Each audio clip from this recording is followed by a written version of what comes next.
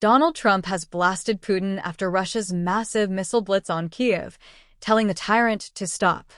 6 children and a pregnant woman were rushed to hospital following the barbaric attack on Ukraine. On Truth Social, Trump said, "I am not happy with the Russian strikes on Kyiv. Not necessary and very bad timing. Vladimir, stop. 5,000 soldiers a week are dying. Let's get the peace deal done." The rare rebuke of Putin by Trump came hours after the U.S. president slammed Zelensky for not agreeing to a peace deal and refusing to give up Crimea. Trump has previously, however, hit out at vile Vlad, threatening secondary sanctions on Russia in his effort to wrap up the war. The Don said, "He, Zelensky, can have peace or he can fight for another 3 years before losing the whole country." He then insisted a complete peace deal between both Ukraine and Russia was very close, but it all hinges on Zelensky getting it done. The Ukrainian president rushed back home from a visit to South Africa on Thursday after an unprecedented blitz on Kyiv which killed 9 people. The devastating attack comes as Trump attempts to wrap up a peace deal before his 100th day in office, which comes later this month. Trump described Zelensky as a man with no cards to play, as he announced a U.S./Russia peace deal is soon to be agreed. The Don added that his Ukrainian counterpart can choose to continue to fight if he so wishes, but it will cost him the whole country. And on Thursday, Putin hawk Sergei Shoigu said that Moscow rejected Western peacekeepers who plan to send their troops on the ground in Ukraine. The politician threatened Russia is ready to use nuclear weapons and even revive Cold War-era atomic tests in the Arctic.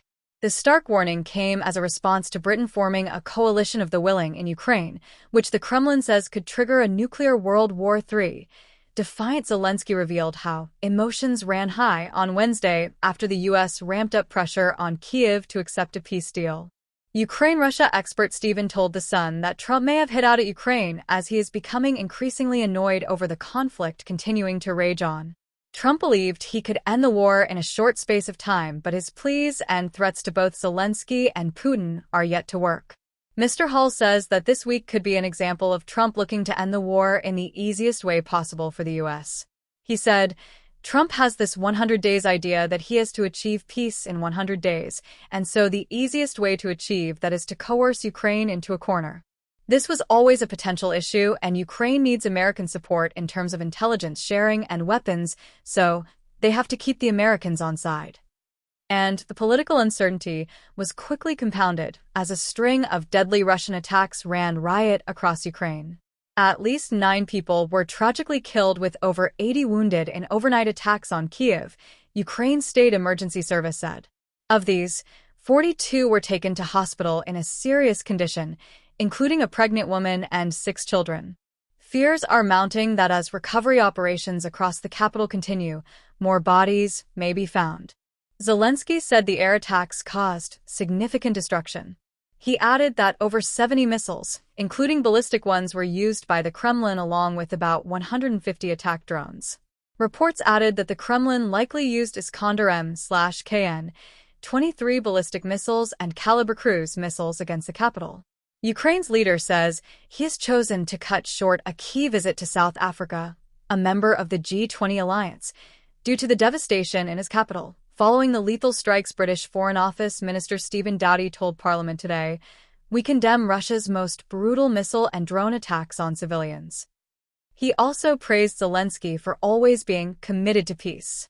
Mr. Doughty also reaffirmed Britain's stance that they will not recognize Russian sovereignty over any Ukraine territory they have illegally seized. This includes Crimea and any land that Vlad has managed to take during his 3-year invasion.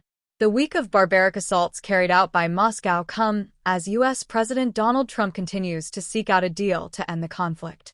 The U.S. efforts to broker peace have included several meetings between Putin and Special Envoy Steve Witkoff.